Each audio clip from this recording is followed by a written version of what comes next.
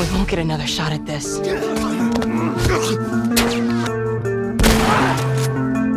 to know your way around a gun.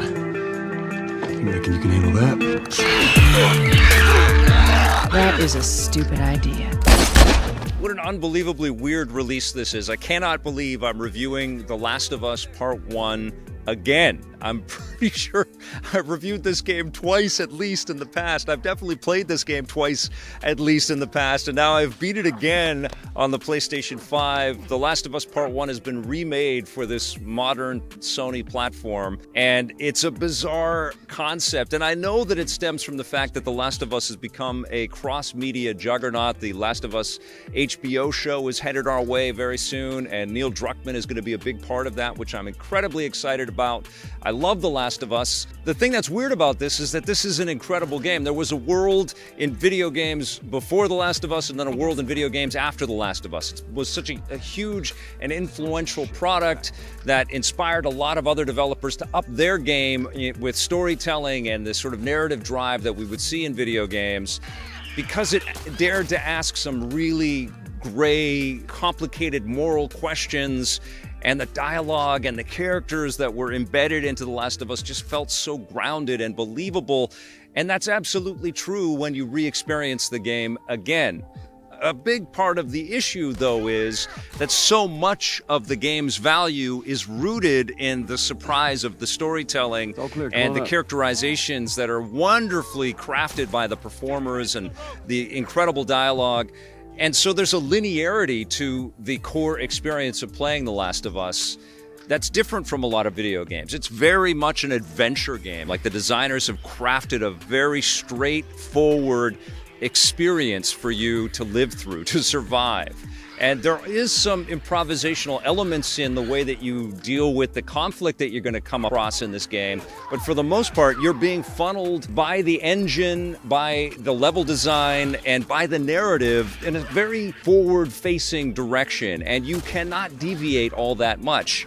And so when you're playing the game, even in this sort of definitive form, which is definitely taking a lot of learning and a lot of inspiration from the more elaborate and impressive work that was in The Last of Us Part 2, it's still rooted in that sort of core forward motion drive. And so you cannot help but feel funneled as you're playing through the game. And if you've played it before, like most of us have, I think, that have a PlayStation 5, or many of us have, the surprise is gone. So you're kind of waiting for those beats as you play through the game again, and you're waiting to be surprised again. And I completed the game, and I think there's a thumb candy element to the experience. Like, it's such a smartly crafted video game that as things are loading, there's also storytelling happening. So it's an invisible kind of magnet that the game has. So, you know, you complete an area and then this elaborate story piece comes up, and in the background the next area is loading up, and so you're rooted and you keep wanting to play the game.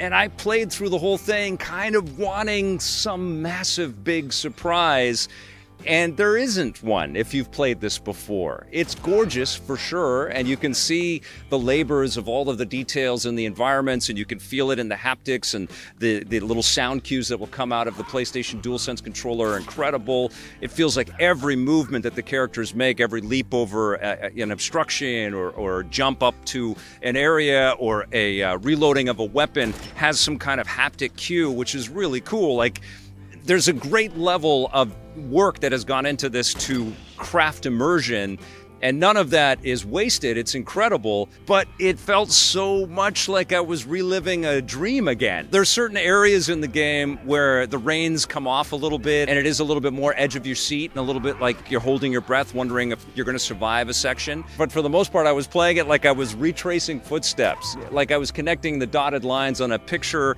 that I was very familiar with. So I couldn't help but feel underwhelmed. And I asked myself, who is this game for? Because if you've got the PlayStation 5, first of all, they've been incredibly difficult to pick up. So if you've got the PlayStation 5, you've had to have been kind of driven, and you're likely a fan of the PlayStation brand, and you worked out some kind of a deal to get this machine in your home in the first place. And that says to me that you've probably experienced The Last of Us, or you have some innate familiarity with this property already. Not to mention the fact that if you're a PS Plus subscriber and you have a PlayStation 5, PS5, you get the remastered edition as part of the PS Plus collection with a bunch of other excellent PlayStation 4 games that are all roped in as part of the deal. So it's likely that you've already kind of touched this game in some form already on your PlayStation 5, if you have one. I guess what it is like Sony and Naughty Dog and HBO are probably recognizing that the phenomenon of The Last of Us is just growing,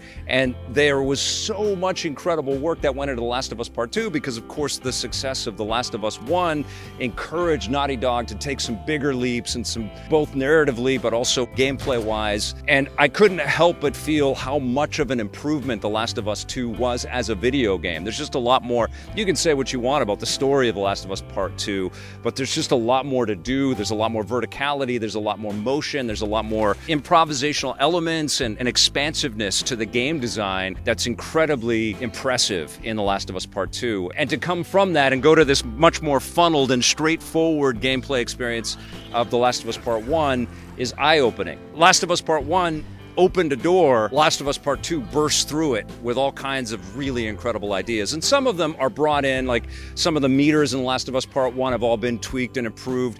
Definitely you're going to notice the lighting and the details in the environments and stuff are way better on this remake than they were on the remaster.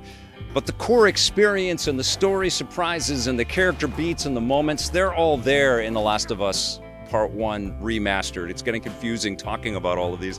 And also in the remastered version, the PlayStation 4 version of The Last of Us, which you can play on PS5, you also get the factions multiplayer mode. So if you want to jump in and use some of those really intricate and cool core mechanics from The Last of Us and fight against some of your buds, you can still do that. On the remastered game, there is no multiplayer mode in The Last of Us Part 1 remake. You do get the Left Behind story with Ellie and Riley as part of this remake as well. That was the side mission, the sort of standalone, which takes place concurrent with the main story of The Last of Us Part 1, but it's gives you a little more context, a little bit more detail about who Ellie is. And of course, a lot of the playing through The Last of Us Part 1 again is to see the foreshadowing and to see some of the threads that are placed that are carried over in The Last of Us Part 2, and some really horrific moral choices and decisions that have repercussions later on. And all of that is wonderful, for sure. And it felt incredible to see it again and re-experience it again. And my appreciation for what The Last of Us Part 1 is as a game and as a media product hasn't diminished. And I feel like if you have a PlayStation 5 and if for some reason you don't have PS Plus or you've never played The Last of Us, then yes, this is the one to pick up because you're going to see it in all of its glory. And you should also play the PlayStation 4 version of The Last of Us Part 2 on your PS5. I took a look at that again, and it's magnificent. It's staggering. They've done an incredible job with that end of the PlayStation 4's lifespan game, and it plays beautifully on the PS5. And likely there is some kind of move afoot at Naughty Dog and Sony to remaster The Last of Us Part 2 for the PlayStation 5. And I don't mean to say that all of that work should be diminished or discounted, but I think it's pretty egregious that the price for this is more expensive than the original price of The Last of Us when it launched on PlayStation 3. I think that's crazy. I also think that this is definitely being developed to kind of make the move towards the PC with both The Last of Us 1 and 2. And Sony's going to come out and charge again for the PC versions of those games. And I think it's time for Sony to really kind of factor that into the price point. Like if you're going to go and be the Last of Us super fan and pick up The Last of Us Part 1 for your PlayStation 5, you should also get some kind of PC code. You shouldn't have to want to buy it again. Let's say you have a Steam Deck, which has become kind of a de facto new Vita in a way, because it can play a lot of PlayStation PC ports. Well, it would be wonderful if you happen to be an enormous Last of Us fan, you would also get the PC version of the game so you could play it on your Steam Deck later. So that's why this is such a weird thing for me, because The Last of Us Part 1 definitely needs to be played, and if you want to play it, this is the best way to play it. I just don't think it's worth that price. I think if you've got the money, spend the money on a PlayStation Plus subscription if you don't have that already for your PS5, and then you'll be able to play the PS4 remastered edition of this game as part of the PS Plus collection. Wait till this goes on sale or wait till it comes out on the PC or something. I just think it doesn't justify repurchasing it again, as good as it is. And if you're already a fan, you've already played it. So it's such a weird game. It's a 10 out of 10 game. It's an excellent definitive edition of this 10 out of 10 game. It's just not worth that price. So I'm going to give it a 7 out of 10.